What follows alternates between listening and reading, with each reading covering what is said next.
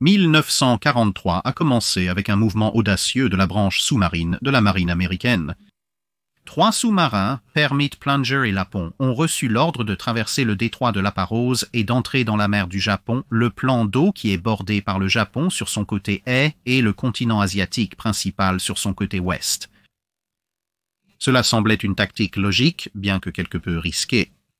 Il n'y a que 3 véritables entrées vers la mer du Japon, toutes étroites, et à l'époque 2 d'entre elles étaient entièrement encadrées par le territoire japonais ou occupées par les Japonais. C'était aussi proche que possible d'être enclavées, tout en restant utilement reliés à l'océan, et donc, en théorie, ils devraient être remplis de navires japonais avec un escorte relativement minimal, transportant activement des ressources le long de la côte japonaise ou entre la Corée occupée et le Japon, ce qui devrait faire de cibles relativement faciles.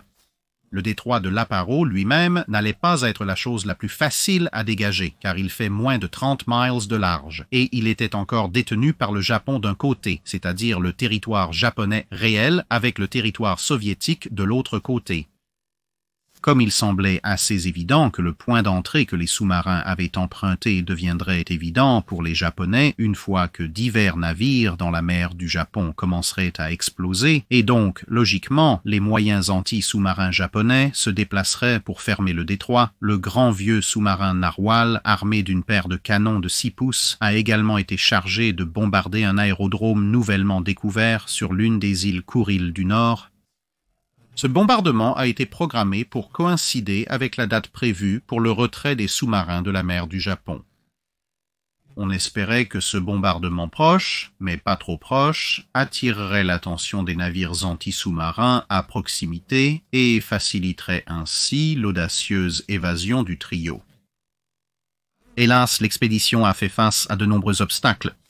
Bien que la zone nord de la mer du Japon ne soit pas envahie par la glace compacte et les icebergs, comme elle peut souvent l'être pendant les mois les plus froids, il y avait encore une bonne quantité de glace de mer boueuse et un brouillard lourd et persistant, ce qui rendait plutôt difficile de voir quoi que ce soit la plupart du temps, et encore moins des cargos distants.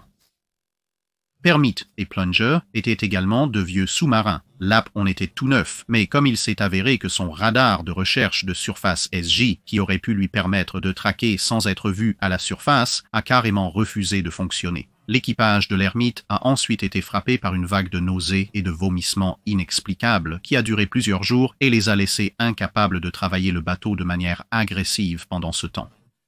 Après s'être rétablis et avoir trouvé une cible, leur malchance a persisté. 2 navires ont été repérés, une vague de Mark 14S a été envoyée, mais comme souvent, beaucoup ont refusé de fonctionner. Finalement, après des dépenses considérables, l'un des navires a été coulé et l'autre a été endommagé. Permit a décidé d'utiliser le canon de pont plus fiable pour couler le 2e navire, mais une vague scélérate a presque inondé son bateau. Cela a court-circuité le radar de Permit et l'a laissé dépendante de tâtonner dans le brouillard après que des efforts héroïques pour remettre la mer à sa place, à l'extérieur du sous-marin, se sont avérés fructueux. 4 autres cibles ont été suivies, mais aucune d'entre elles n'a été touchée. Puis un chalutier a été repéré et bombardé. Seulement, il s'est avéré être un chalutier soviétique, et à l'époque, l'Union des républiques socialistes soviétiques était neutre envers le Japon, mais alliée aux États-Unis d'Amérique, ce qui signifiait que le sous-marin a dû faire son chemin avec à bord une douzaine de membres d'équipage de chalutiers russes déconcertés. Heureusement, ils ont suffisamment bien traité les survivants pour qu'à son retour en Union des républiques socialistes soviétiques, le capitaine russe ait rapporté qu'un sous-marin inconnu avait bombardé son navire et que le Permit avait juste eu la chance de se montrer et de récupérer les survivants. Le Plunger était le plus agressif des 3, mais lors de 6 attaques sur divers convois, ils ont réussi à dépenser la plupart de leurs torpilles en échange d'un seul meurtre, le bruit sourd des ratés et le boom lointain des Mark 14s prématurés étant un refrain beaucoup trop commun et familier. Le Plunger a ensuite obtenu de bons résultats simplement en naviguant jusqu'à d'autres navires qu'il avait repérés et en ouvrant le feu avec son canon de pont de 3 pouces. Une partie des problèmes de l'expédition venait du fait qu'il n'y avait tout simplement pas beaucoup de navires présents. Une grande partie de la marine marchande japonaise était engagée soit dans l'approvisionnement des lignes de front dans l'océan Pacifique proprement dit, ou dans le transport de ressources en provenance de conquêtes plus lointaines comme les Indes orientales néerlandaises et la plupart du trafic côtier japonais, était du côté Pacifique et du Japon, en partie grâce à la présence de la plupart des grandes villes de ce côté, et en partie parce que le terrain montagneux du Japon rend le transport de marchandises sur les 70 à 100 miles qui seraient nécessaires pour traverser le Japon depuis les ports occidentaux considérablement plus difficile dans les années 40 que cette distance seule ne le laisserait supposer. Le voyage de retour du sous-marin s'est déroulé sans trop d'incidents, les efforts anti-sous-marins japonais n'ayant apparemment pas remarqué la perte d'une poignée de navires ou ne s'en souciant tout simplement pas beaucoup, car au final, la diversion prévue par le narwhal n'a eu aucun effet, car elle est arrivée en retard, a ensuite été encore plus retardé dans le bombardement de la cible par le brouillard et a ensuite été chassé de son bombardement assez rapidement par un contre-feu précis des batteries côtières japonaises, l'ensemble de l'épisode se produisant après que les 3 autres sous-marins aient réussi à se dégager de toute façon. Plus au sud, un certain nombre de nouveaux sous-marins qui débarquaient des commandos, des fournitures, des armes et des munitions pour les résistants aux Philippines avaient un peu plus de chance, mais les rapports sur les problèmes continus du Mark XIV s'accumulaient, même avec le détonateur magnétique désactivé. 50. United States Ship Salmon a été heureux de signaler qu'une de ses torpilles avait touché un petit cargo et n'avait pas explosé, mais au moins l'impact avait été assez violent pour faire un grand trou dans le navire et cela avait de toute façon coulé la cible. Mais plus généralement, même plusieurs impacts directs qui ont entraîné une sorte d'explosion semblaient faire relativement peu de dégâts.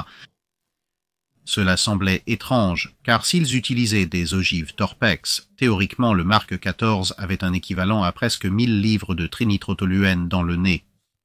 Pourtant, alors que les torpilles de la marine japonaise semblaient avoir très peu de problèmes à briser en deux les destroyers américains ou à faire sauter les proues de tant de croiseurs américains, les capitaines de sous-marins américains rapportaient que les grands cargos encaissaient 2 ou 3 coups puis s'éloignaient vers le coucher du soleil, malgré le fait que les navires marchands soient généralement construits de manière significativement moins solide que les navires militaires. Et c'était quand les torpilles explosaient du tout. Cela peut être mieux illustré par 2 patrouilles qui ont eu lieu fin juillet et début août 1943, celles du Tenosa et du Wahoo. Le Tenosa, sous le commandement du capitaine Dan Daspit, était tombé sur un navire-usine de chasse à la baleine de 19 000 tonnes, l'un des plus grands navires marchands en service japonais, et avait lancé une salve de 4 torpilles à un angle presque parfaitement perpendiculaire. 2 torpilles ont frappé avec un duo de bruits métalliques indiquant un échec à détonner. La grande cible a remarqué qu'elle était attaquée et a tenté de s'échapper, mais le Tenosa avait gardé ses 2 derniers tubes avant prêts pour cette éventualité. Il a lancé les 2 torpilles et a marqué 2 autres coups sur l'arrière du navire alors qu'il se détournait. Si ces coups avaient été portés par la longue lance, ou dans ce cas la dérivée de type 95 lancée par sous-marin de la longue lance, la poupe de ce navire aurait dû disparaître dans un nuage de confettis métallique. Au lieu de cela, la force apparente de 2000 livres d'équivalent trinitrotoluène a simplement fait arrêter le navire marchand côtier. Daspit avait maintenant un dilemme. Il pouvait voir à travers son périscope, puisqu'il faisait jour, que le Tonin Maru, sa cible, avait un certain nombre de canons de pont et était maintenant assez compréhensiblement en alerte, donc faire surface pour essayer de finir le grand navire avec son propre canon de pont était pratiquement hors de question. D'autre part, cela lui avait coûté 25% de sa charge utile totale juste pour arrêter la chose et il ne voulait pas particulièrement gaspiller d'autres torpilles. Il a conclu que, puisque la cible était arrêtée dans l'eau, il effectuerait la version sous-marine d'un tir d'exécution à l'arrière de la tête et s'est installé à moins de 1000 yards du navire, complètement immobile, directement par le travers et a tiré une seule torpille qui était visée carrément au milieu des navires. La torpille a couru vrai, a frappé carrément sur la cible et n'a pas réussi à détonner. Il a ensuite méthodiquement déplacé d'une position d'attaque de manuel à une autre et a envoyé une torpille après une autre à longue portée. 8 autres tirs uniques ont entraîné 8 autres bruits métalliques et un équipage très perplexe sur le Tonin Maru. Avec une seule torpille restante dans sa salle des torpilles, avant, chaque autre arme y ayant été dépensée sur cette seule cible, qui, il faut le noter, a été récupérée et remise en service, du moins jusqu'à ce que les avions de porte-avions américains la finissent plus tard dans la guerre, Daspit a ordonné aux sous-marins de faire demi-tour et de se diriger vers Pearl Harbor dans une fureur qui n'avait pas diminué au moment où le sous-marin est arrivé. L'amiral Lockwood a jeté un coup d'œil au lieutenant-commandant apoplectique debout dans son bureau et a noté qu'il s'attendait à une volée d'injures maudissant tout le monde, de Lockwood au bureau des ordonnances, à la station de torpilles de Newport, à l'atelier de torpilles de Pearl Harbor et à tous leurs ancêtres jusqu'à la 5e génération, et était tout à fait prêt à le laisser faire malgré l'insubordination technique que cela aurait été un lieutenant-commandant hurlant au visage d'un amiral, mais le pauvre homme semblait être si en colère qu'il pouvait à peine même parler, encore moins livrer son rapport. Cela n'a pas été aidé lorsque le tout dernier détonateur de la torpille du compartiment avant de Tenosa a été retiré et testé statiquement à terre pour qu'il fonctionne parfaitement. Étant donné les circonstances, c'est un petit miracle que Dan Dasput finisse par atteindre le grade de drapeau et finisse par commander les sous-marins de la flotte de l'Atlantique pendant la guerre froide, atteignant finalement l'âge de 73 ans, au lieu de s'enflammer sur place là-bas en août 1943.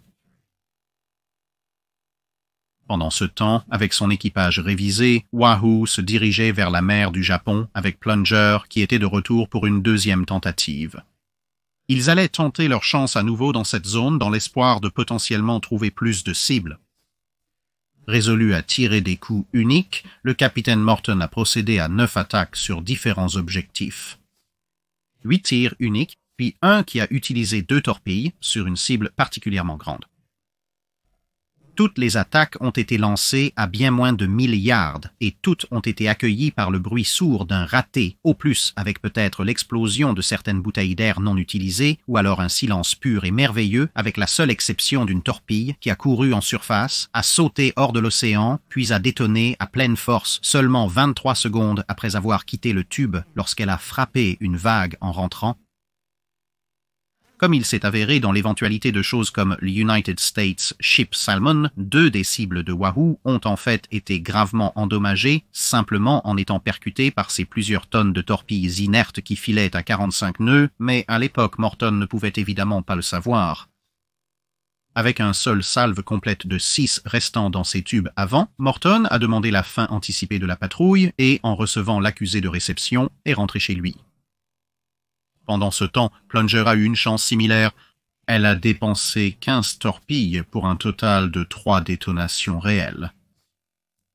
Wahoo a ensuite réussi à couler 3 petits navires sur le chemin du retour, mais pour cela, Morton a utilisé son canon de pont.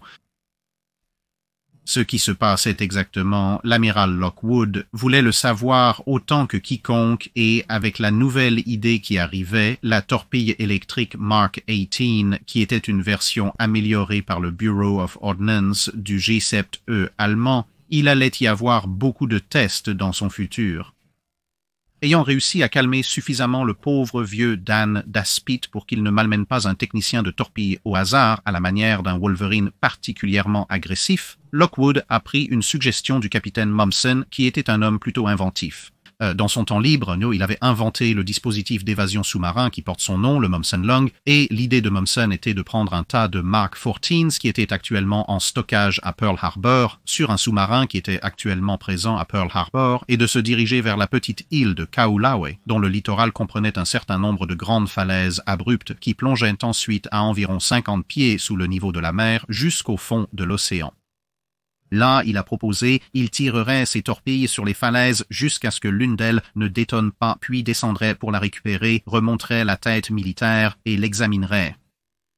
Lockwood a noté qu'il était privément légèrement préoccupé par leur perspective de survie à long terme s'ils allaient fouiller une torpille écrasée chargée de près de 700 livres de torpex très vivant dans lequel se trouvait un détonateur de statut douteux qu'il commencerait maintenant à fouiller, mais il a accepté de toute façon. 50, United States Ship Muskellunge était le navire choisi et, avec le United States Ship Widgeon, qui servirait de navire de base pour la récupération de toute torpille qui n'a pas détonné, ils se sont mis en route. Les 2 premières torpilles ont fonctionné, mais la 3e a échoué. Elle a ensuite été récupérée et on a découvert qu'elle avait 2 défauts majeurs. Les rails de guidage de la goupille de percussion s'étaient pliés sous la force de l'impact, mais en plus, la goupille de percussion, bien qu'elle ait encore réussi à atteindre les capsules de détonateur dans ce cas, n'avait pas conservé suffisamment de force pour les déclencher lors de la frappe. Ainsi informé, un programme a été mis en place consistant à prendre des têtes de torpilles remplies de matériaux inertes à la place d'explosifs, puis à l'aide d'une nacelle, elles étaient suspendues à 90 pieds au-dessus d'une plaque d'acier qui était positionnée à la base d'un dock à sec où la tête de torpille serait alors lâchée et le désordre résultant analysé. De retour dans le Maryland, le programme d'expérience de Lockwood a aussi inclus des tests réels avec des têtes de torpilles factices ciblant une cible flottante. Tout cela a conduit à une série de découvertes déprimantes au cours de l'été, comme l'illustrent les lettres et rapports suivants. À la fin du mois d'août, l'amiral Lockwood a écrit la lettre suivante à l'amiral Spike Blandy, qui était en charge du bureau des munitions, qui contient en partie ce qui suit. Je note dans votre lettre que vous allez tirer sur de la plaque d'armure submergée, et j'espère que vous allez pousser cette question, car la question de savoir si cet détonateur Mark VI sera fatalement déformé par une collision frontale est très vitale pour moi. Les rapports du Tenosa et du Wahoo concernant les ratés et la course en profondeur me sont pratiquement incroyables. D'autre part, il est incroyable que des officiers de sous-marins expérimentés puissent tirer des torpilles lors des approches les plus élémentaires à des distances proches de 1000 yards sur des cibles à mouvement lent et toujours manquées. Depuis ces rapports, Salmon, opérant au large de Sakhalin, a touché un navire avec un raté créant un trou. L'équipage a immédiatement commencé à abandonner le navire. Il l'a ensuite touché à nouveau et a fait sauter son étrave, mais il serait intéressant de savoir si le coup raté l'aurait coulé ou non. Plungey est en route maintenant après un voyage dans la mer du Japon où les navires sont apparemment aussi nombreux que les lapins en Australie, bien que de petite taille. Des dépêches signalent également des ratés et une course en profondeur. Les événements récents ont attiré l'attention sur l'exploseur Mark III maintenant utilisé par les S-Boats avec la torpille Mark X. Il paraît très robuste et fiable. Serait-il possible de le modifier pour l'utiliser dans la chambre conçue pour le Mark VI? Les résultats obtenus à partir de vos tirs contre l'armure et mes tirs contre les falaises peuvent nous donner une réponse à la désirabilité de ce changement.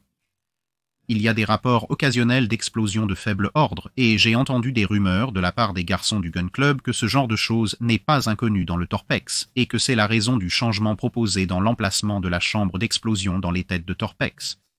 Y a-t-il une part de vérité dans ces rumeurs? Environ une semaine plus tard, à la station d'essai de guerre des mines navales des États-Unis dans le Maryland, le rapport suivant a été soumis. Résumé de l'efficacité des mécanismes d'explosion. À 8 MK6 mode 1A et 2 MK5 mode 1S, 19 torpilles MK14 mode 3A ont été tirées à ce jour. 10 sur 19 ont atteint la cible. Une course erratique, probablement due à une ogive endommagée. Sur les 10 coups, 2 mécanismes d'explosion n'ont pas été récupérés, 4 goupilles de percussion ont frappé le détonateur avec une force insuffisante pour l'actionner, une goupille de percussion n'a pas frappé le capuchon du détonateur en raison de la distorsion du mécanisme, et 3 ont tiré, l'un dans une tête spécialement renforcée avec un nez évidé. La tête spécialement renforcée a montré le moins de dommages de toutes les têtes utilisées. Les autres têtes étaient si gravement endommagées avec les détonateurs complètement sortis de la tête qu'il y a des doutes quant à savoir si elles auraient déclenché des détonations de haut ordre, même si elles avaient fonctionné correctement. Sur les 9 ratés qui ont touché la plage, 1 a tiré normalement, 1 a touché des pieux, 2 coups obliques à bâbord et à tribord et ont tiré, 1 a couru de manière erratique et a tiré, et 6 n'ont pas tiré, récupérés entièrement armés et en position armée. Sur les 19 tirs effectués, seuls 2 ont tiré de manière normale, 4 ont tiré en raison de circonstances spéciales ou de modifications, 2 n'ont pas été récupérés et 11 n'ont pas tiré. 4 des 5 coups directs qui n'ont pas tiré ont en fait percé le détonateur, mais avec un impact insuffisant. Il est proposé qu'une simple étape vers l'élimination des échecs est l'utilisation de ressorts de tir plus forts. Le lendemain, une lettre de suivi a été envoyée en fonction du rapport précédent, qui dit, sur la base de l'inspection du matériel récupéré des tests de torpilles, il est suggéré que le moyen le plus simple de rendre immédiatement les torpilles de service actuels plus efficaces peut être de fournir un nez tampon attaché à la tête militaire. L'objectif de ce nez sera de ralentir suffisamment la torpille pour actionner le mécanisme de tir avant la désintégration de la tête militaire. Il peut être nécessaire d'apporter les modifications suivantes au mécanisme d'explosion Mark VI Mod 1A afin de raccourcir le temps entre le premier impact et le tir. Augmenter la force du ressort de tir. B. Utiliser une plaque de tir plus épaisse pour réduire le déplacement requis de l'anneau de tir pour actionner le mécanisme. Sont installer un support pour soulever la roue libre similaire au modèle soumis au bureau. Cela élimine toute contrainte sur les goupilles de guidage suite à l'armement et les dommages aux goupilles de guidage lors de la déformation de la tête qui ont tous deux tendance à ralentir et éventuellement à vérifier le mouvement du percuteur. Sur la base des dommages aux goupilles de guidage lors des tests, il est suggéré que les modifications suivantes soient apportées au mécanisme de l'Exploder Mark VI Mod 1A.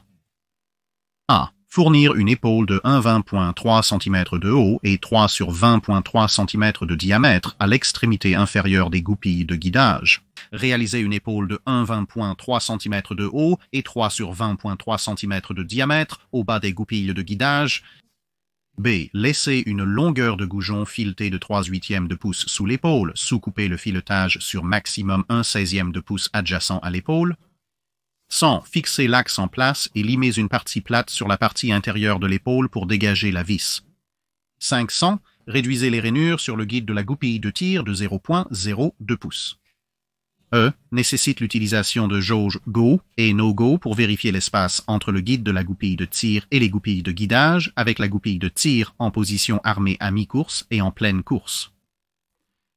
Aucune tête fournie à ce jour n'a été suffisamment renforcée. Il semble que le renforcement minimal satisfaisant de la tête doit garantir que la section de la tête où le mécanisme de tir est fixé ne sera pas déformée. Cela nécessitera à la fois des éléments circonférentiels et longitudinaux dans cette partie de la tête. Alors que les problèmes commençaient à s'accumuler, il est devenu évident que les choses étaient si urgentes que plusieurs documents à ce stade dans les archives ont le paragraphe suivant ajouté à eux. L'urgence de la livraison de ce document est telle qu'il n'atteindra pas le destinataire à temps par le prochain coursier officier disponible. L'auteur autorise donc la transmission de ce document par courrier recommandé dans les limites continentales des États-Unis, ce qui, compte tenu de ces choses qui étaient estampillées partout avec secret et top secret, était un sacré risque à prendre, ce qui vous donne une idée de la gravité avec laquelle le problème était enfin traité.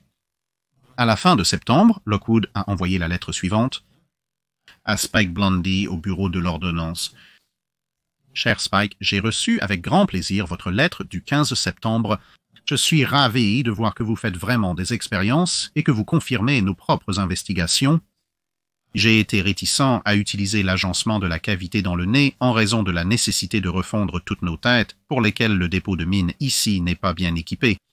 Cependant, je crois qu'une telle procédure dans les futures têtes pour les torpilles MiG-14 serait très utile puisqu'il est évident de la destruction des têtes que nous avons observé dans nos propres tests de chute à échelle réelle que tout amortissement de l'impact que nous pouvons obtenir sera tout à notre avantage.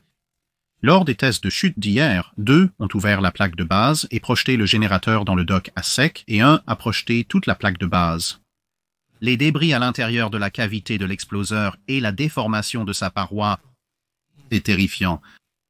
Souvent, nous devions utiliser un burin et marteler les murs pour les remettre en position afin d'extraire le mécanisme de tir. Vous vous souviendrez de mon 190 704 et de ma série confidentielle 01325 datée du 22 septembre. Nous avons déclaré qu'à ce jour, l'exploseur électrique offrait les meilleures perspectives de succès. Cependant, lorsque nous avons utilisé la torpille complète, le micro-interrupteur a volé en éclats. Depuis, même après renforcement et protection de l'interrupteur, ce mécanisme n'a donné que des ratés. Le cheval noir a été la goupille de tir en aluminium léger avec un ressort plus lourd et le chanfreinage de tous les coins pointus. L'atelier E et R, dirigé par Tom Eddy, a travaillé jour et nuit sur ce projet et chaque fois que l'une de leurs idées échouait, ils s'attelaient à apporter des améliorations. Finalement, leur idée a porté ses fruits et a réussi, mais hier nous avons terminé 5 tests de chute à grande échelle au fond du meilleur dock à sec de 1000 furlongs et chacun d'eux a été un succès. Naturellement, nous sommes sur la crête de la vague, comme vous le noterez à partir de mon 270 054. Or, j'ai discuté de la question hier soir avec l'amiral Nimitz, qui suit de très près nos expériences, et avec l'amiral King, et tous deux ont convenu que nous devrions les mettre en production immédiatement. Demain, le Pollock prendra 5 de ses détonateurs avec des ogives vivantes et les tirera sur Kahulaway, tous sur des pistes de 90 degrés. Je suis convaincu qu'il n'est pas nécessaire de tirer des pistes obliques, puisque nous savons qu'elles tireront sur des pistes obliques et sur le virage de la cale, sinon nous n'obtiendrions pas les sacs stupéfiants que mes garçons rapportent en ce moment. La seule chose qui pourrait limiter notre programme de production est l'approvisionnement en aluminium. Ces goupilleux de tir ont été fabriqués à partir d'une vieille hélice d'avion et nous devrions pouvoir en trouver beaucoup sur l'île de Ford. Si les tests de tir finaux sont réussis ou même modérément, veuillez mettre vos ateliers au travail pour effectuer les modifications tout comme nous les avons faites ici et essayer de les empêcher de faire des soi-disant améliorations. Nous savons que ce dispositif fonctionnera et pour une solution temporaire en attendant un nouveau design, nous n'avons pas besoin d'amélioration. Toute l'affaire est très simple et nous pouvons les produire ici en quantité limitée uniquement par le stock de matériel nécessaire. J'enverrai un homme à Midway pour les aider à effectuer des changements dès que possible. Jusqu'à la prise en compte des changements et la réception du nouveau design, nous continuerons à utiliser les pistes obliques prévues pour le virage de la cale. Il ne reste qu'une expérience que nous voulons faire et c'est des tirs de filet à environ 500 yards. Récemment, un sous-marin a signalé 3 ratés, certains d'entre eux probablement en dessous, à environ 600 yards. Je veux savoir si le Mark 14 revient à sa profondeur réglée à environ 5 à 600 yards. Nous avons eu une visite très agréable et instructive de Ruddock la semaine dernière, et j'ai passé en revue toute la situation avec lui. Il nous a fait part de tous vos plans pour un nouvel explosif magnétique et aussi pour un nouvel explosif de contact. Nous accueillerions les deux comme le seul moyen sûr d'obtenir ces petits navires d'escorte à faible tirant d'eau est avec un tir magnétique. Ces petits navires deviennent une peste et sont plus efficaces et dangereux que les destroyers. Nous accueillerions un type de torpille acoustique dès que possible car, comme vous le savez, ce sont de très petites cibles et nécessiteront quelque chose pour les poursuivre réellement. Je sais que vous comprenez l'urgence de notre besoin et votre nouveau concept d'explosif de contact. Le mois dernier, en août, notre performance en matière de torpilles était la suivante. 177 torpilles tirées, dont 64 ont touché, dont 18 étaient des ratés. Mais à présent, je suis certain que nous tenons ce problème et avons juste besoin d'espace pour le résoudre. J'informe quotidiennement les bateaux en mer de nos résultats et jusqu'à présent, leur excellent jugement leur permet d'obtenir un succès exceptionnel. Lorsqu'elle a eu besoin du permis pour tirer à 90 degrés à faible tirant d'eau afin d'achever un grand pétrolier, elle l'a réglé à basse vitesse et l'a coulé avec un 6e tir après l'échec de 5 autres explosions à grande échelle. Avec mes meilleures salutations à vous et au Dr Einstein et à tous les autres garçons aux cheveux longs, sincèrement, C.A. Lockwood Jr., donc au cas où vous n'auriez pas pu suivre toute cette correspondance, la liste des problèmes que le Mark XIV et son détonateur Mark VI avaient peut être résumée comme suit. La tête de la torpille était trop faible et s'écrasait trop rapidement, puisqu'elle contenait aussi de l'explosif solide. Lorsqu'elle s'écrasait, cette force était très rapidement transmise au détonateur. Le détonateur pouvait être écrasé et déformé au point d'être méconnaissable et inutilisable. Par un impact sévère, comme par exemple une frappe perpendiculaire directe. Cela pourrait également avoir un effet secondaire de non seulement endommager ou détruire le détonateur, mais aussi de catapulter le détonateur hors de la torpille, où même s'il fonctionnait, il ne causerait bien sûr pas l'explosion de la tête militaire. Et s'il détonnait à mi-chemin, il y avait de bonnes chances qu'il ne provoque qu'une explosion de faible intensité dans la tête militaire, ce qui expliquerait en grande partie pourquoi il y a eu plusieurs impacts sur diverses cibles, semble être relativement inefficace comme vous le verriez dans une grande explosion. Mais étant une explosion de faible intensité, elle ne serait nulle part aussi dommageable pour la cible.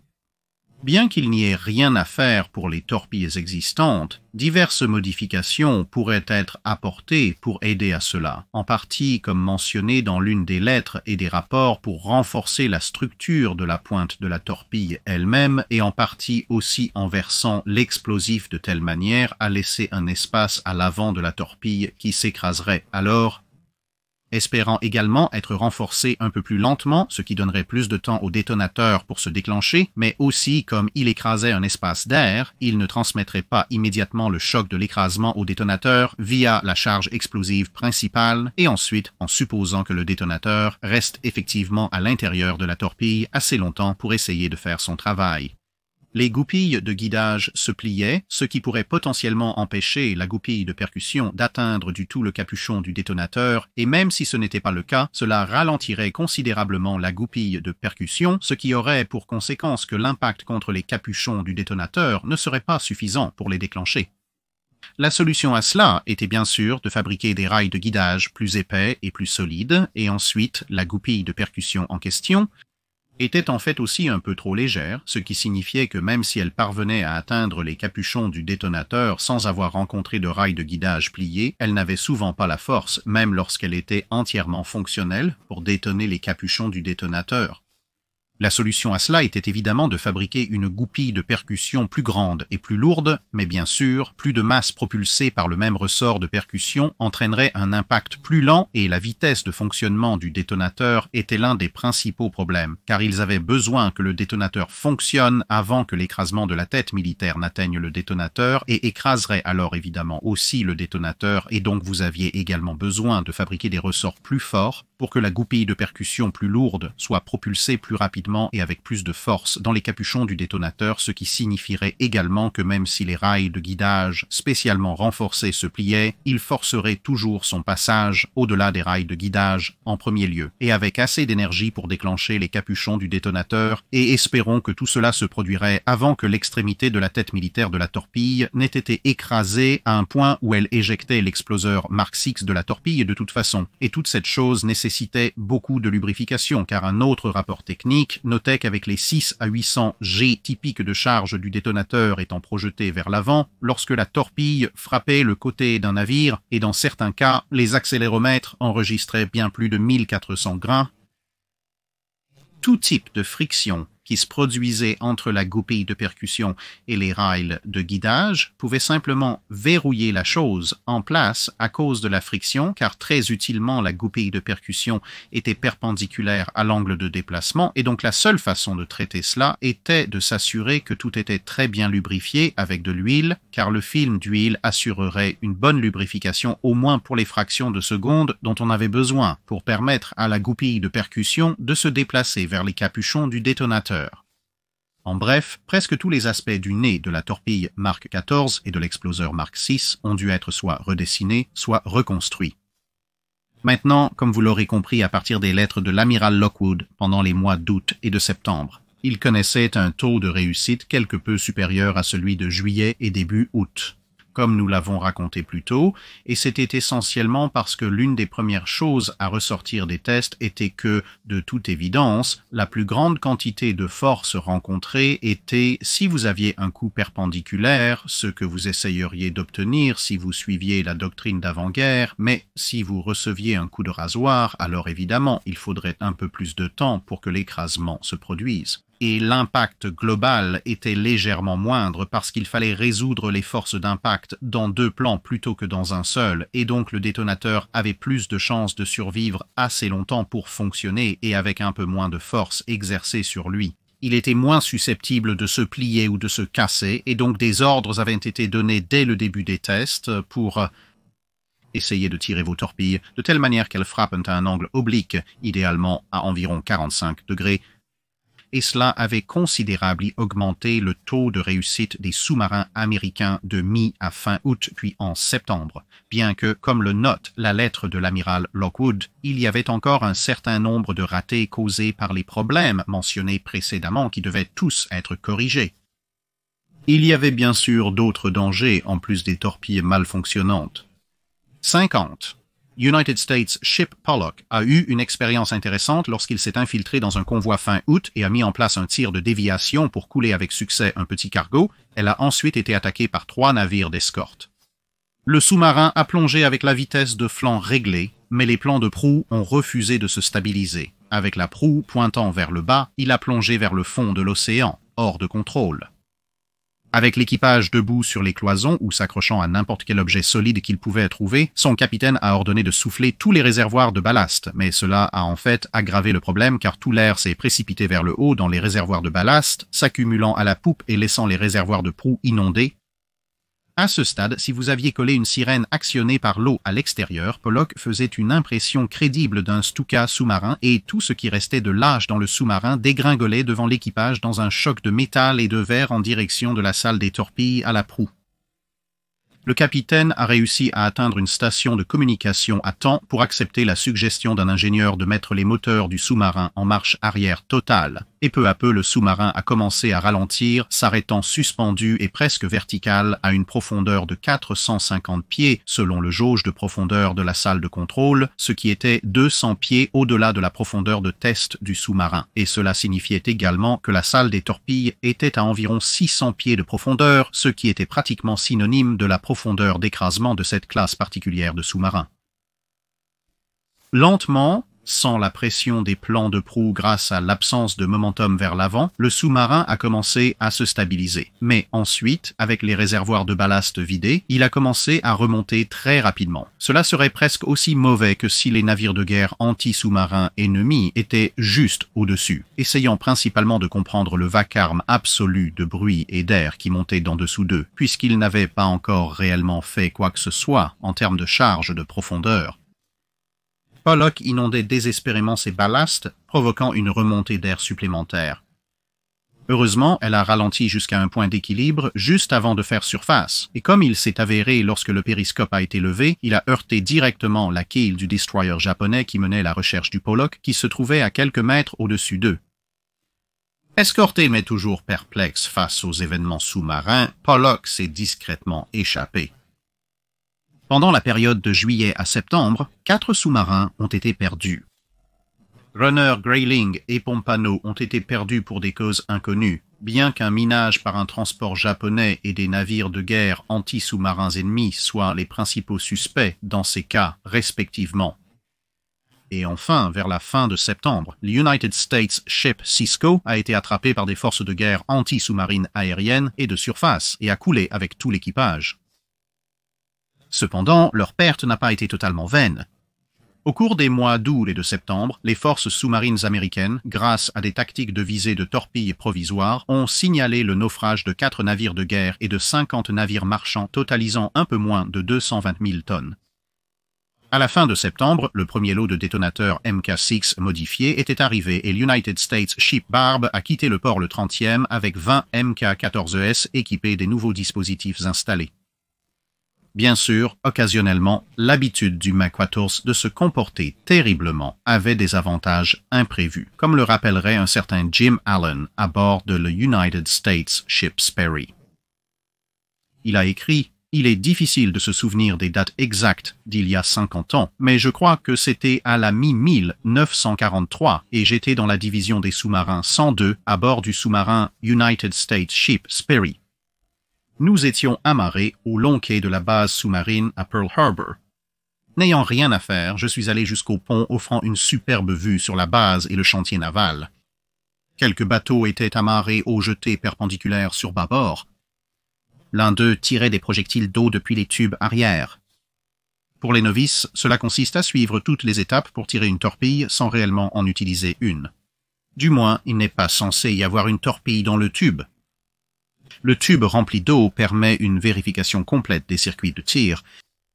Chaque fois que j'entendais un bruit sourd des masses d'eau, je regardais dans cette direction et notais le bouillonnement de l'eau à l'arrière. Lorsque le 3e ou 4e projectile a été tiré, j'ai été stupéfait de voir une traînée de torpilles filer à travers le port en direction de l'arsenal de la marine. Le pont du Sperry se trouvait à une centaine de pieds au-dessus de la ligne de flottaison, offrant une vue panoramique.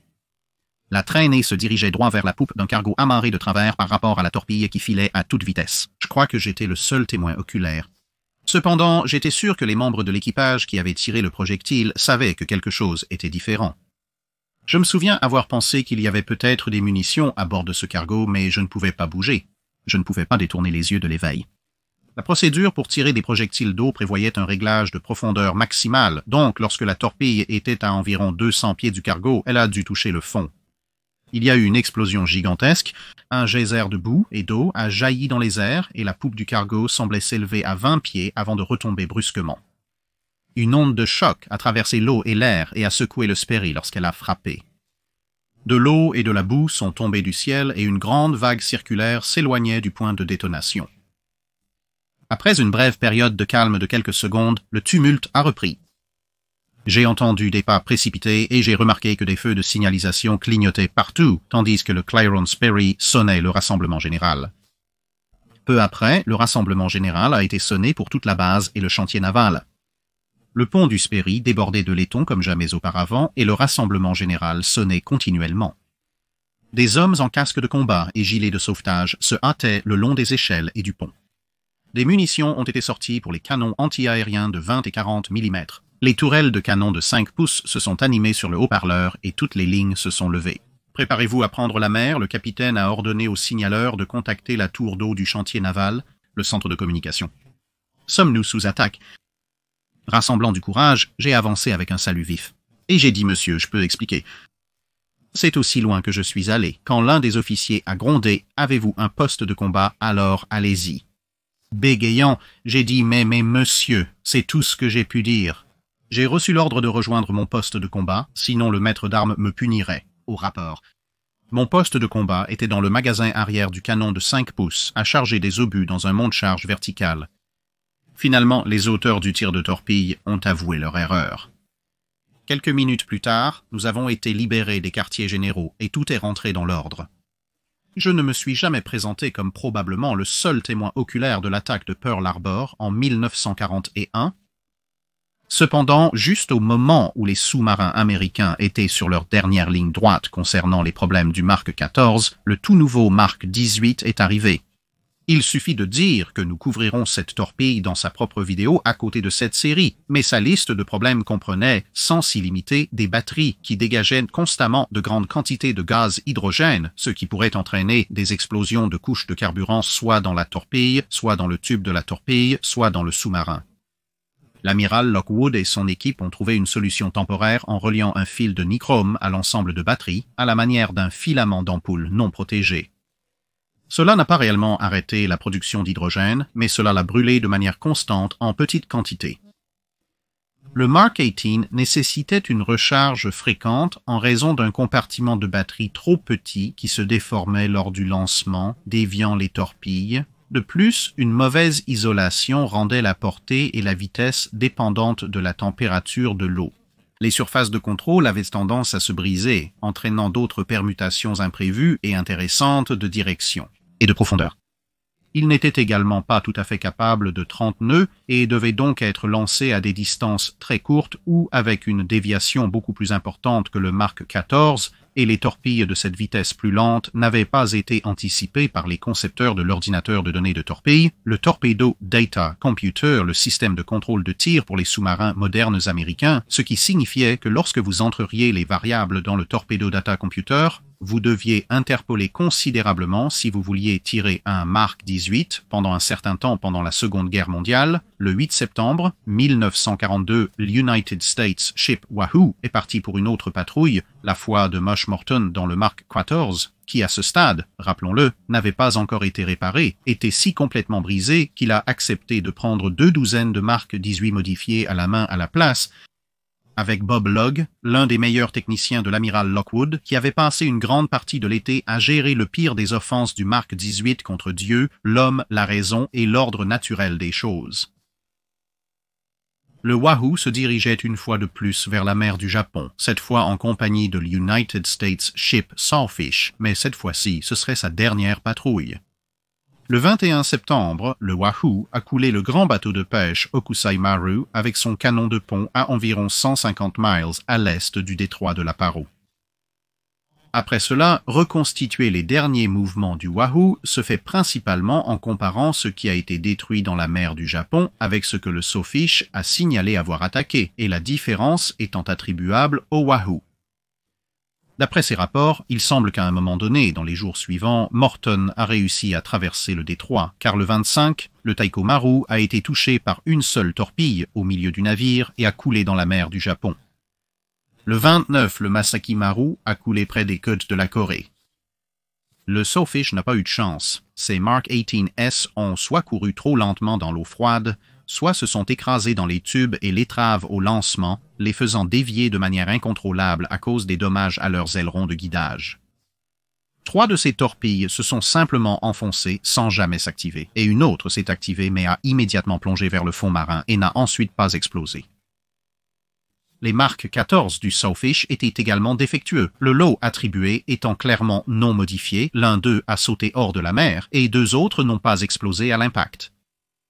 Mais avec Log, le technicien à bord du Wahoo, il semblait que les problèmes qui tourmentaient le Mark 18 avaient été résolus à bord de ce sous-marin. Le Conron Maru, le Kanko Maru et le Hankau Maru ont coulé rapidement l'un après l'autre.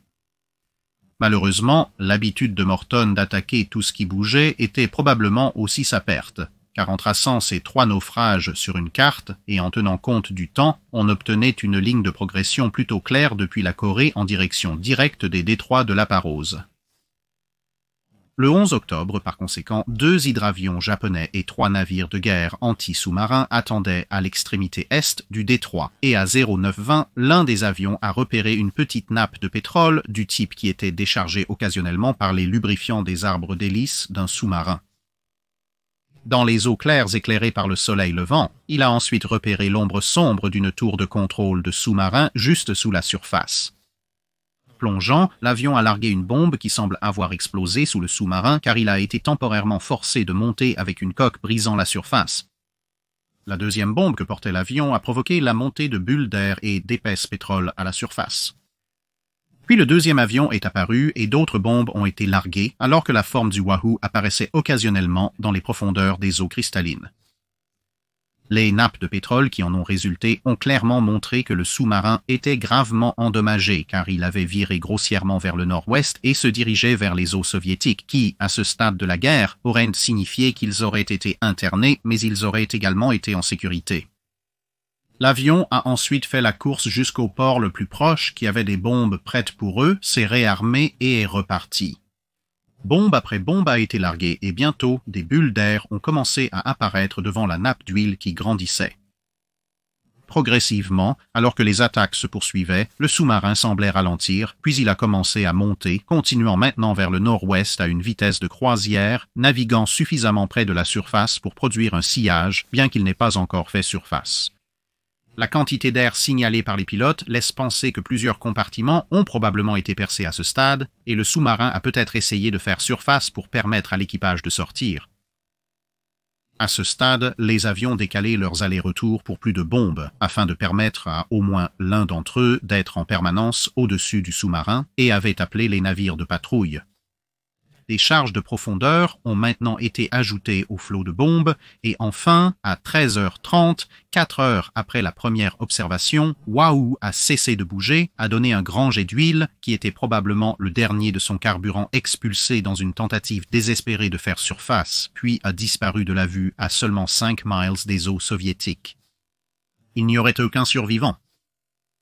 Ceci était bien sûr inconnu de la marine américaine qui a envoyé des avions de recherche le long de la route de retour à Midway au cas où le Wahoo, qui ne signalait pas, était endommagé et incapable de communiquer par radio.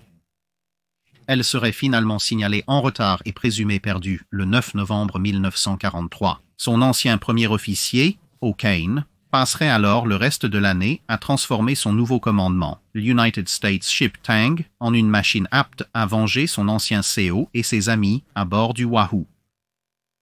De retour à Pearl Harbor, tout en continuant les efforts pour essayer de réparer le Mark 18, l'amiral Lockwood devait parer à une autre menace, le département de la marine et ses brillantes idées.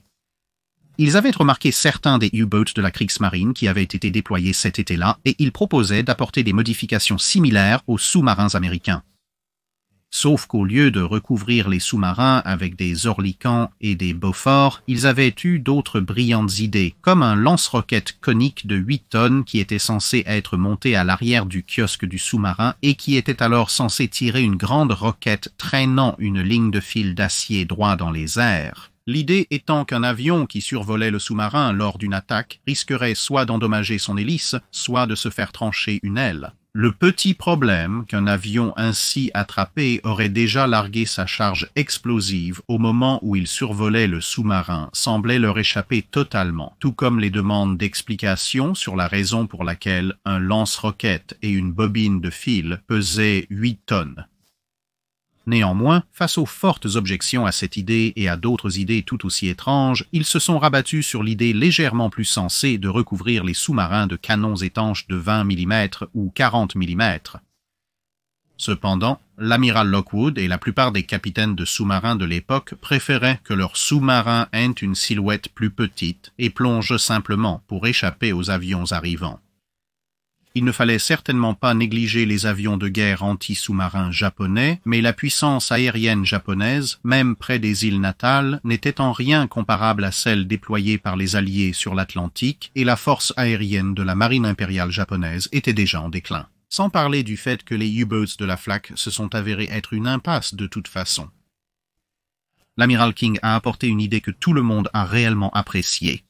Il a suggéré un montage anti-aérien à plusieurs canons qui pourraient être commandés à distance via le périscope, n'exigeant ainsi la présence de personnes sur le pont, mais comme il s'est avéré, bien que l'idée ait été mise en œuvre, elle était un peu trop compliquée pour être achevée et pleinement opérationnelle avant la fin de la guerre, bien que certains des fruits de cette idée soient plus tard visibles dans certaines des tourelles télécommandées des bombardiers d'après-guerre. Plus immédiatement, il y a eu la première livraison de scopes PPI pour le radar de sous-marin. Il s'agit de l'écran rond classique avec les différents points distincts qui apparaissent lorsqu'un faisceau balaie autour de lui, que nous associons couramment au scope radar de nos jours, contrairement aux lignes pointues de style oscilloscope qui caractérisaient les radars plus anciens. Cela a été d'une grande aide pour comprendre plus immédiatement la sortie des radars de recherche installés sur les sous-marins, qui existaient désormais en version de recherche de surface et de recherche aérienne, et ces systèmes radars étaient installés sur les anciens sous-marins et équipés sur les nouveaux dès le départ. Mais en plus du Wahoo, les 3 derniers mois de 1943 verraient la perte de 5 autres sous-marins. Le S-44 a été coulé après avoir attaqué en surface ce qu'il pensait être un petit navire marchand, mais qui était en réalité un navire d'escorte japonais lourdement armé. Le Dorado a été perdu lors de son voyage inaugural avant de voir l'action lors de la traversée des Caraïbes, victime soit d'un avion ami, soit d'un champ de mines allemand, selon qui vous croyez. Le Corvina est arrivé à la zone de combat, mais a également été coulé lors de son voyage inaugural, cette fois par le sous-marin japonais I-176, qui a repéré le Corvina en surface près de Truk et l'a torpillé. Le Sculpin a été perdu dans la même zone lors de l'attaque d'un convoi marchand rapide, le commandant du convoi japonais réussissant à prédire son schéma d'attaque et à laisser le destroyer Yamagumo en embuscade. Enfin, pour 1943, le Kaplan a disparu dans la mer des Célèbes, victime soit de mines, soit d'une action ennemie directe. Sur une note plus positive, octobre a vu le déploiement de sous-marins de la marine américaine pour la première fois dans un rôle particulier de sauvetage. Avec l'invasion imminente des îles Gilbert, une attaque planifiée sur les îles Marcus était prévue pour former les équipages de vol des nombreux nouveaux porte-avions lors d'une attaque réelle, et il a été demandé si des sous-marins pourraient être positionnés près des îles pour secourir les pilotes dont les avions pourraient être endommagés et contraints de se débarrasser rapidement, car cela était préférable à tomber entre les mains de l'ennemi pour une très longue liste de raisons. 50 United States Ship Snook a été assigné pour ce test, mais en fin de compte, aucun avion n'a été abandonné près d'elle, et donc le premier test complet de l'idée a eu lieu lorsqu'une attaque a été lancée sur l'île de Wake. Cela a été assisté par le United States Ship Skate, qui a navigué suffisamment près pour être réellement engagé par les batteries côtières, et a ensuite été mitraillé par un Zéro, ce qui a entraîné la blessure de son XO. Cependant, elle a réussi à sauver 2 pilotes, et avec les pilotes blessés et le XO à bord, elle a fait demi-tour et est repartie vers Midway. Mais elle a ensuite reçu un signal indiquant que les positions de plus de pilotes avaient été tracées et elle a, à contre-cœur, fait demi-tour. Selon Lockwood, c'était une décision ardue mais juste. Son XO Maxon est mort 2 jours avant que le sous-marin n'ait pu atteindre Midway même à pleine vitesse. Rien de réaliste n'aurait pu être fait pour le sauver. Mais en faisant demi-tour, 4 autres aviateurs ont été localisés et sauvés. Le dernier à être récupéré était le commandant du groupe aérien Mark A. Graham. Encore une fois, selon l'amiral Lockwood, plus tard dans la guerre, son frère, le commodore Grant, était en charge de la base navale à l'atoll de Majuro. Quand les sous-marins sont arrivés à Majuro, ils ont été surpris de constater que, selon le commodore de la base, rien n'était trop bien pour eux. De même, l'United States Ship Lexington, principal bénéficiaire de la surveillance de Skate, lui a envoyé un message disant que tout ce qui est sur Lexington lui appartient sur demande. Si c'est trop gros pour être emporté, nous le découperons en morceaux. Skate a sagement évité de gâcher les relations en demandant leur machine à glace en dédommagement. Ces efforts ont eu un tel impact que les sauveteurs de sous-marins sont devenus une caractéristique permanente des opérations de porte-avions dès lors, partout où des opérations aériennes étaient prévues. Avec le Mark XIV enfin sous contrôle et de nouveaux sous-marins mis en service chaque semaine, Lockwood a décidé de changer un peu les choses et il a décidé d'introduire des meutes de loups. Ces efforts différaient quelque peu de ceux de la Kriegsmarine. Les convois japonais étaient généralement de 10 à 20% de la taille de ceux des Alliés et les sous-marins américains avaient tendance à transporter plus de radars et de sonars avancés que la plupart de la flotte d'escorte du Japon. Ainsi, au lieu des nombres à 2 chiffres de sous-marins, tous régulés depuis la Terre, Lockwood a décidé de petits groupes de sous-marins qui seraient largement coordonnés en mer à partir d'un sous-marin de tête, avec Pearl Harbor n'envoyant que des mises à jour de renseignements. L'autre grande différence était que Lockwood s'assurait que seuls les sous-marins avec des équipages expérimentés étaient envoyés pour ces missions, contrairement aux U-boats de la Kriegsmarine, qui épuisaient déjà la flotte de surface et franchement partout ailleurs où ils pouvaient trouver de la main-d'œuvre rapidement formée et donc quelque peu inexpérimentée pour suivre le rythme des pertes. Les meutes de loups américaines ont commencé par s'entraîner sur les convois américains entrants qui se dirigeaient vers Pearl Harbor, après bien sûr avoir donné l'avertissement nécessaire pour éviter qu'ils ne soient pris pour de véritables attaquants et ensuite réellement chargés en profondeur par les escortes. La première meute de loups déployée opérationnellement était un trio composé du CERO du Tchad et du Greyback sous le commandement général du capitaine Mommsen. Cela a permis de couler 2 navires et d'en endommager 9, un butin décent mais pas tout à fait à la hauteur de ce qui était attendu pour 3 sous-marins qui avaient été envoyés dans une zone où l'on savait qu'il y avait beaucoup de navires. Les communications et les messages codés ont été améliorés et simplifiés. Le fait que le Mark XVIII posait encore problème n'a pas aidé non plus. Le mois de novembre a été principalement axé sur l'opération galvanique. Les sous-marins ont mené des missions de reconnaissance et de surveillance avant l'invasion, pendant que la majorité de la flotte sous-marine était repeinte. Ayant été précédemment peint en noir, il s'est avéré qu'en réalité l'œil humain est beaucoup plus doué pour repérer une forme noire dans une nuit sombre que vous ne le penseriez, ou en effet une forme sombre dans des eaux peu profondes. Ainsi, différentes nuances de gris ont été appliquées à la sous-flotte car il s'est avéré que cela les rendait beaucoup plus difficiles à repérer en général. Également en mer ce mois-là, il y avait une autre meute de loups composée de Harder, Foggy et Snook avec une troisième composée de Sculpin, Sea Raven et Apagon en attente au large de Truk pour intercepter toute force japonaise qui pourrait se déployer pour essayer d'interférer avec Galvanic. Plinger agissait comme un sauveteur pour les frappes aériennes embarquées qui ont immédiatement précédé les débarquements de Galvanic et elle devait être rejointe par le grand Nautilus qui est arrivé sur place un peu plus tard, bien qu'elle ait fini par être sévèrement bombardée en essayant de débarquer un groupe de raids marins plus tard ce mois-là, bien que, comme il s'est avéré, c'était par l'United States Ship San Juan qui l'avait prise pour un bateau de patrouille ennemi. 50. United States Ship Sculpin serait bien sûr perdu en attendant une contre-manœuvre japonaise qui n'est jamais venue et la meute de loups a dû être reprise par un autre sous-marin. Mais la meute Harder, Foggy et Snook a connu un peu plus de succès en novembre, totalisant 48 navires, totalisant un peu plus de 230 000 tonnes, plus 3 navires de guerre, et le Her Majesty's Ship Taurus, opérant dans le détroit de Malacca, a signalé qu'elle avait réussi à traquer et couler le I-34 et pourrait-il, s'il vous plaît, être ajouté à la liste générale des tueries de sous-marins? Certains capitaines parvenaient à se retrouver dans des environnements particulièrement riches en cibles grâce à un mélange de compétences et de pure chance aveugle. Le dernier cas pourrait être illustré par l'United States Ship Whale. Alors qu'elle essayait de pénétrer en mer de Chine orientale, elle était sur le point d'être écrasée par des navires de patrouille anti-sous-marins lorsqu'une éclipse lunaire, de toute chose, plongea la mer dans l'obscurité assez longtemps pour lui permettre de passer sans encombre.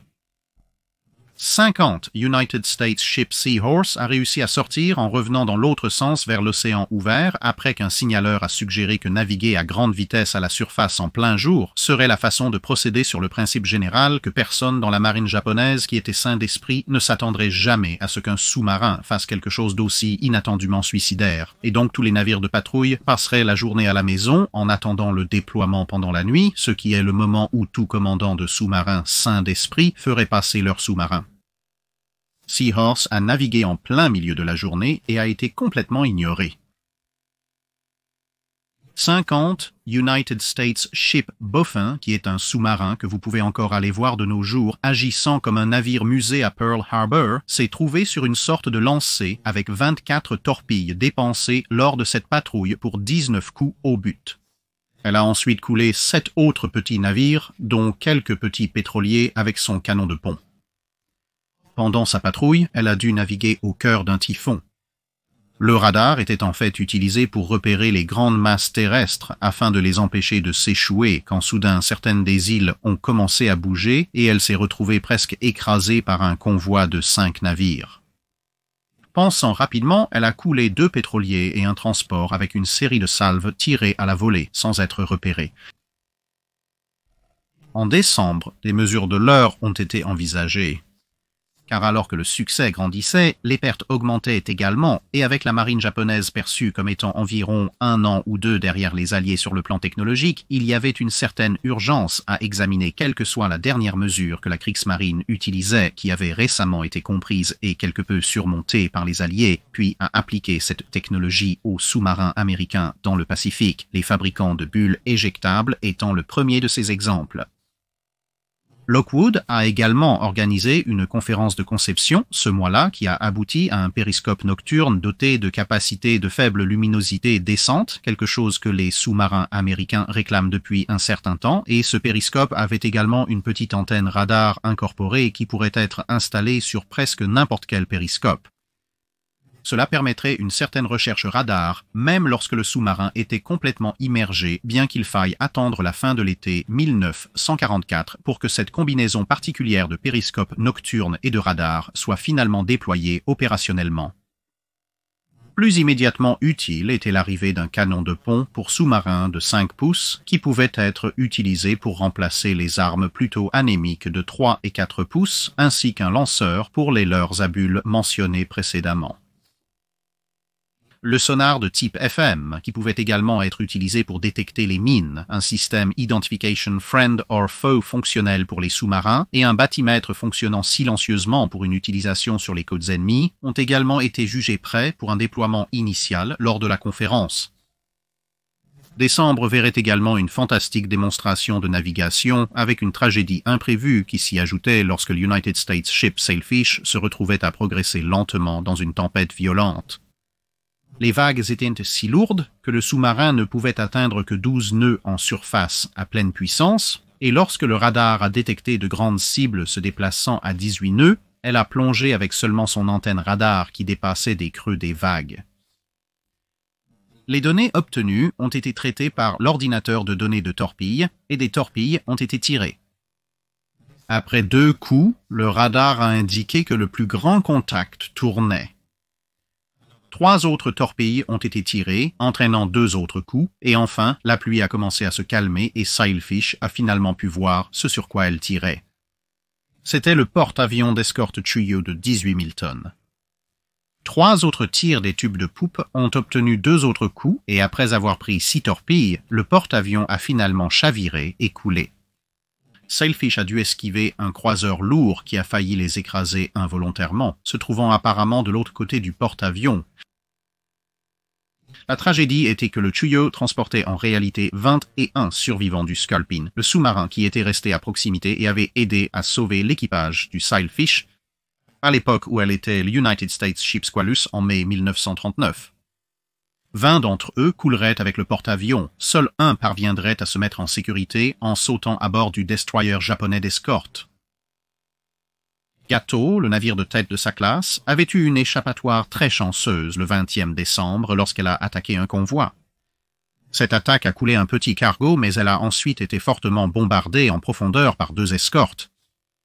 Faisant son évasion, elle a décidé qu'elle était hors de danger, a fait surface et a fait 2 découvertes désagréables.